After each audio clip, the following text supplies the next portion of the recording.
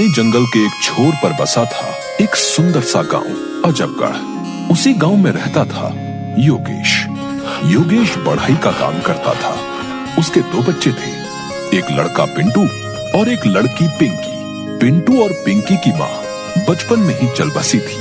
वो दोनों अपनी माँ को बहुत याद करते थे और अक्सर माँ की याद में उदास हो जाया करते थे। पिंकी, अगर माँ होती तो हमें कितना प्यार करती। हाँ भैया, मुझे भी माँ की बहुत याद आती है। उनकी ये बातें उनके पिता सुन रहे थे। बच्चों की उदासी दूर करने के लिए उनके पिता ने दूसरी शादी कर ली। पिंटू और पिंकी नई माँ को पाकर बहुत खुश हुए, लेकिन उनकी सौतेली माँ गायत्री उन्हें देखकर खुश नहीं हुई। वो एक दुष्ट औरत थी। वो किसी भी तरह उनसे छुटकारा पाना चाहती थी और इसलिए हर समय नए नए उपाय सोचा करती थी। वो रोज अपने पति से पिंटू और पिंकी की शिकायतें करती ताकि वो उनसे नाराज हो जाए। अरे पिंटू के पापा, आपको पता है आज पिंटू और पिंकी पूरा दिन खेलते रहे और इन्होंने मेरी बात नहीं मानी और मुझे उल्टा जवाब भी दिया। लेकिन ऐसा हुआ नहीं। योगेश पिंटू और पिंकी से बहुत प्यार करता था, इसलिए वो उन्हें प्यार से समझाता कि वे अपनी माँ को परेशान न करें और उसे किसी प्रकार की शिकायत का मौका न दें। पिंटू और पिंकी भी पिता की बात मान अपनी सौतेली माँ को खुश करने की कोशिश किया करते, लेकिन वो तो किसी भी तरह बस उन दोनों से छुटकारा पाना चाहती थी। एक बार उनके गांव में सूखा पड़ गया। लोग खाने को मोहताज हो गए। इस स्थिति में सौतेली माँ पिंटू और पिंकी से और ज्यादा चिढ़ने लगी। उन्हें खिलाना पिलाना उसे आफत लगने लगा। एक रात वो अपने पति से बोली, गांव में सूखा पड़ा है, खाने के लाले पड़े हैं। ऐसे में हम पिंटू और पिंकी को अपने साथ नहीं रख सकते। हमें उन्हें जंगल में छोड़ाना चाहिए। ये सुनकर पिंटू और पिंकी का पिता उदास हो गया और बोला, वो नन्हे बच्चे, मैं उनके साथ ऐसा कैसे कर सकता हूँ? कुछ तो उन पर दया करो। मैं कुछ नहीं जानती। इस समय हमें अपने बारे में सोचना चाहिए। हम खुद के खाने की व्यवस्था नहीं कर पा रहे हैं, उनकी कहाँ से करेंगे? मेरी बात मान लो, हम कल उन दोनों को जंगल में जाकर छोड़ देंगे। सौतेली माँ ने अपना फैसला सुना दिया, जिसे मन मारकर पिंटू और पिंकी के पिता ने मान लिया। इन दोनों की बातें पिंटू ने सुन ली, जो उस समय जाग रहा था। वो तुरंत घर के आंगन में गया और वहाँ कोने में रखे डिब्बे से अपने कुछ कंचे अपने पास रख लिए। अगली सुबह सौतेली माँ उनसे बोली, पिंटू और पिंकी, हम लोग लकड़ियाँ काटने जंगल जा रहे हैं। तुम दोनों भी हमारे साथ चल रहे हो। चलो जल्दी तैयार हो जाओ। पिंटू और पिंकी जंगल जाने के लिए तैयार हो गए। पिंटू ने अपने कंचे अपनी पैंट की जेब में रख लिए। फिर सब जंगल के लिए निकल पड़े। जंगल में एक स्थान पर पहुंचकर सौतेली माँ बोली, पिंटू और पिंकी, तुम लोग यहीं रुको, हम लोग दूसरी जगह से लकड़ियाँ काट कर आते हैं। उनका पिता कुछ नहीं बोला, बस उदास आंखों से उन्हें देखता रहा। फिर उनकी सौतेली माँ के साथ वहाँ से चला गया। पिंटू और पिंकी वहीं उनका इंतजार करने लगे। शाम हो गई, अंधेरा छाने लगा, लेकिन उनके माता पिता नहीं लौटे। पिंकी डर के मारे रोने लगी।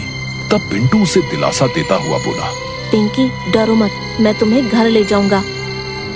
उसके बाद वो अपने द्वारा रास्ते में डाले गए कंचों को देखता हुआ पिंकी के साथ घर चला आया। जब उनके पिता ने दोनों को देखा तो दौड़कर उनके पास गया और उन्हें गले लगा लिया। उसे अपने किए पर बहुत पछतावा हो रहा था।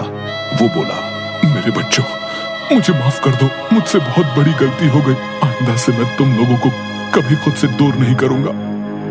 पिंटू और पिंकी को वापस घर आया देख सौतेली माँ नाराज हो गई। वो दूसरे मौके का इंतजार करने लगी। कुछ दिनों बाद जब उसका पति किसी काम से शहर गया तो वो पिंटू और पिंकी के पास जाकर बोली, चलो आज लकड़ियाँ काटने जंगल चलते हैं। पिंटू अपनी माँ की चाल समझ गया, लेकिन उस समय उसे कंचे उठाने का मौका नहीं मिल पाया। वो भागकर रसोई घर गया और वहाँ से चावल के दाने अपनी जेब में डाल लिए। इस बार सौतेली माँ उन्हें दूसरे रास्ते से जंगल ले गई। पिंटू इस बार चावल के कुछ दाने रास्ते में डालता गया। जंगल पहुँचने के बाद सौतेली माँ उन्हें एक पेड़ के नीचे बैठाकर बोली, तुम दोनों यहाँ बैठकर मेरा इंतजार करो, मैं दूसरी तरफ से लकड़ियाँ काट कर आती हूँ। पिंटू और पिंकी वहीं बैठकर सौतेली माँ का इंतजार करने लगे। शाम हो गई और फिर रात। लेकिन सौतेली माँ नहीं आई।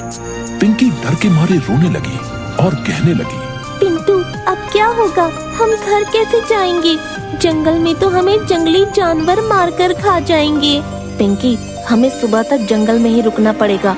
मैंने घर से यहाँ तक के रास्ते में चावल के दाने डाले हैं, लेकिन अंधेरे में हम उन्हें नहीं देख पाएंगे। सुबह होने पर हम उन्हें देखकर घर पहुँच जाएंगे। डरते डरते दोनों ने जंगल में ही पूरी रात बिताई। सुबह होने पर वे घर के लिए निकले, लेकिन पिंटू ने जो चावल के दाने रास्ते में डाले थे वे चिड़िया और गिलहरी खा गई थी। इस कारण दोनों जंगल में भटक गए। भटकते भटकते वो एक स्थान पर पहुंचे जहां उन्हें एक खूबसूरत चॉकलेट घर दिखाई पड़ा। वो घर ब्रेड, केक, चॉकलेट और मिठाइयों से बना हुआ था। उसमें ढेर सारी कैंडी और चॉकलेट, टॉफी भी लगी हुई थी।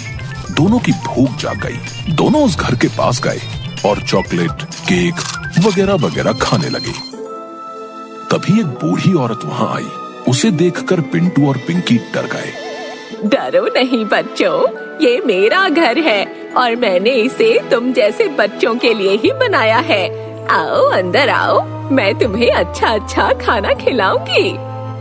दोनों भूखे थे, इसलिए बूढ़ी औरत के साथ घर के अंदर चले गए। बूढ़ी औरत ने उन्हें ढेर सारा खाना खिलाया। खाना खाकर पिंटू और पिंकी बहुत खुश हुए। उन्होंने बूढ़ी औरत का धन्यवाद किया और उसे अपने साथ घटी सारी घटना बता दी। उन्होंने उसे बताया कि वो अपने घर का रास्ता भूल गए हैं और वे जंगल में भटक गए हैं। उन्होंने बूढ़ी औरत से पूछा, क्या आप हमें हमारे घर पहुंचा देंगी? ये सुनकर बूढ़ी औरत जोर जोर से हंसने लगी। अब तुम लोग यहाँ से कहीं नहीं जा सकते, तुम्हें यहीं रहना होगा। मैं तुम दोनों को खाकर अपनी भूख मिटाऊंगी। दरअसल वो बूढ़ी औरत एक चुड़ैल थी जो बच्चों को मार कर खाया करती थी। ब्रेड, केक, मिठाइयों वाला घर उसने बच्चों को आकर्षित करने के लिए ही बनाया था। उसने पिंटू को एक पिंजरे में कैद कर लिया और बोली, लड़के तू इस पिंजरे में बंद रहे, जब मोटा ताजा हो जाएगा तब तुझे खाऊंगी। पिंकी को उसने घर के काम में लगा दिया। पिंटू और पिंकी डर में चीने लगे। वो दोनों वहां से बाहर निकलने का उपाय भी सोचते रहते थे। एक दिन बूढ़ी चुड़ैल पिंकी से बोली, आज एक बड़े बर्तन में पानी गरम करो, मैं उसमें पिंटू का सूप बनाकर पीऊंगी। पिंकी डर गई। उसने ये बात जाकर पिंटू को बताई तो उसे वहां से बाहर निकलने का एक उपाय सूझ गया। उसने वो उपाय पिंकी के कान में बता दिया। फिर पिंकी एक बड़े बर्तन में पानी गर्म करने लगी। कुछ देर बाद बूढ़ी चुड़ैल आई और पिंकी से पूछने लगी, पानी गर्म हो गया क्या? मैं इतनी छोटी सी हूँ और ये बर्तन इतना बड़ा, मैं इसमें झांक कर कैसे देखूं? आप खुद ही देख लो ना।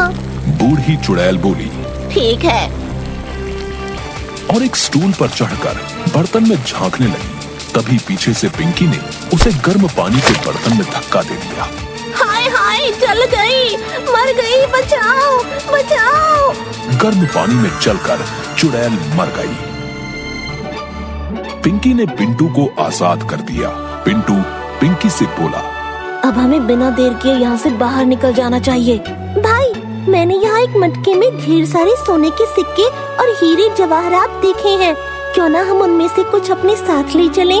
इससे हमारी गरीबी दूर हो जाएगी और हम कभी भूखे नहीं रहेंगे। हमारे माता पिता भी हमें घर से नहीं निकालेंगे। दोनों सोने के कुछ सिक्के और हीरे जवाहरात एक थैले में डालकर घर से बाहर निकल गए। इधर उधर जंगल में भटकते हुए वे किसी तरह शाम ढले अपने घर पहुंच। वहां उन्होंने देखा कि उनका पिता घर के बाहर उदास बैठा हुआ है। वे जब पिता के पास पहुंचे तो उन्हें देखकर पिता रो पड़ा और उन्हें गले लगाते हुए बोला, मुझे माफ कर दो। मेरी वजह से तुम्हें इतनी परेशानी हुई। अब तुम्हें कोई परेशानी नहीं होगी। मैंने तुम्हारी सौतेली माँ को घर से निकाल दिया है। पिंटू और पिंकी ने अपने साथ घटी घटना पिता को बताई और उसे सोने के सिक्कों और हीरे जवाहरातों की थैली दी। उससे उनकी गरीबी दूर हो गई और वो खुशी खुशी रहने लगे।